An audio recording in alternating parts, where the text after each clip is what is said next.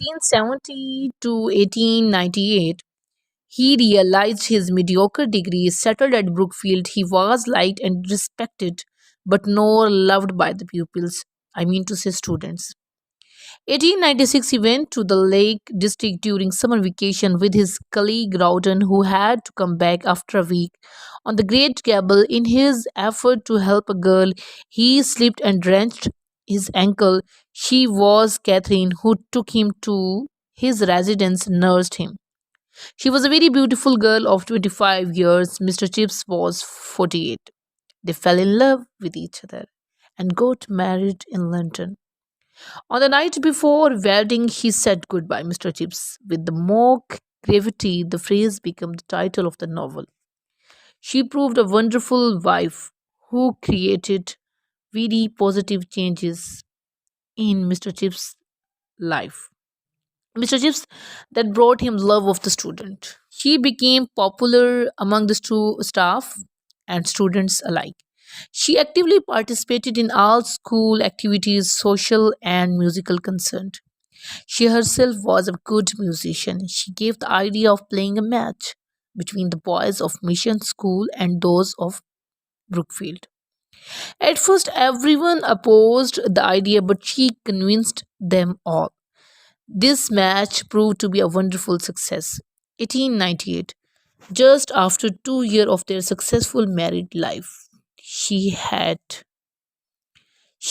died in childbirth along with their infant son. Chips could never forget her. 1900. 1900, Mr. Meldrum died and Mr. Chips was appointed the acting head of Brookfield first time. Mr. Ralston, a young man of 37, was appointed headmaster. He was very strict, modern, and wanted to same from the staff. He could reduce the big hall to silence by just lifting his eyebrow. Lifting his eyebrow means that बेटा के hall में just वो एक आंख का इशारा भी करता था तो पूरा हॉल में एक पिन ड्रॉप साइलेंस होता था. Ralston didn't like Mr. Chips for his old methodology and weird attitude. 1908, Mr. Chips became 60. Ralston asked him to retire, but he refused. A row started between the two. It was overheard by a student. The news spread like wildfire. The Ralston insulted Mr. Chips many of time. बेटा बस अब इन दोनों के बीच में एक आपस में एक वो जंग टाइप आप कह सकते हैं और मिस्टर रॉल्स्टन ने काफ़ी दफ़ा इंसल्ट की मिस्टर चिप्स की. आप आगे इंशाल्लाह फर्दर स्टडी के दौरान डिफरेंट हम चैप्टर्स का जब टेक्स्ट पढ़ेंगे तो we will know that. Everyone along with the board stood by Mr. Chips, so he stayed. Everyone along, मतलब तमाम स्टूडेंट्स ने तमाम सब जो है ना लोगों ने काफ़ी रोका मिस्टर चिप्स को तो सो ही स्टेट मतलब मिस्टर चिप्स ने स्टे कर लिया. 1908 के बाद 1911 में Ralston left Brookfield. Even younger man of 34, mister Chatteris appointed headmaster of Brookfield. Mister Chatteris recognized in Mr. Chips a Brookfield institution. Both respected each other. 1913, at 65, Mr. Chips got bronchitis. Finally decided to retire. He delivered a historical speech on his eve. He started living at Mrs. Wickett house across the road. He kept in touch with school. He often went there to see match. Mr. Chips invited new staff and boys to tea at his house. 1914, 8th July 1914, World War I started. 1916, in July, Mr. Chatteris requested Mr. Chips to rejoin Brookfield, which he readily accepted with a holy joy in his heart. 1917, Mr. Chatteris fell ill in winter, ultimately died in April.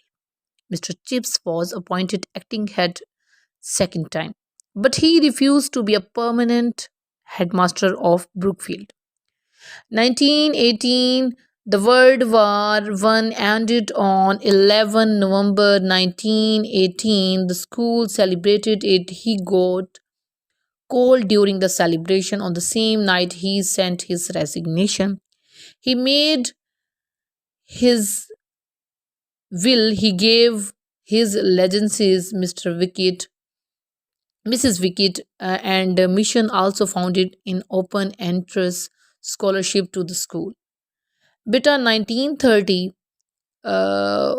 जो थे mister chip साहब, उनकी जो भी लेजेसीज थी, यानी जो भी उनकी प्रॉपर्टी थी, जो भी उनके पास सरमाया था, उन्होंने वो सब कुछ ब्रुकफील्ड के और मिसेस विकेट के हवाले कर दिया। यानी उन्होंने एट द एंड भी अपनी पूरी की पूरी थी वो ब्रुकफील्ड को दे दी। 1933, in November 1933, a small boy Linford came to see Mr. Chips and Mrs. Wickett was off to the village. Mr. Chips had to receive him. Mr. Chips served him tea, then saw him off the front door, and Linford said goodbye, Mr. Chips. Beta, have you know that uh, mister Chips को goodbye mister Chips Katherine ने बोला था, और then again लिनफोल्ड ने। He recalled Catherine used the same words. Tears came in his eyes. He got cold and fainted. When he came to the senses, he found Mrs. Wickett and Dr. Merivale Cartwright, new headmaster, and all bufflers there around him. At last, he died at the age of 85 years, dreaming of thousands of boys he had taught. That's all, bitter. And I think that is a very brief summary of this novel.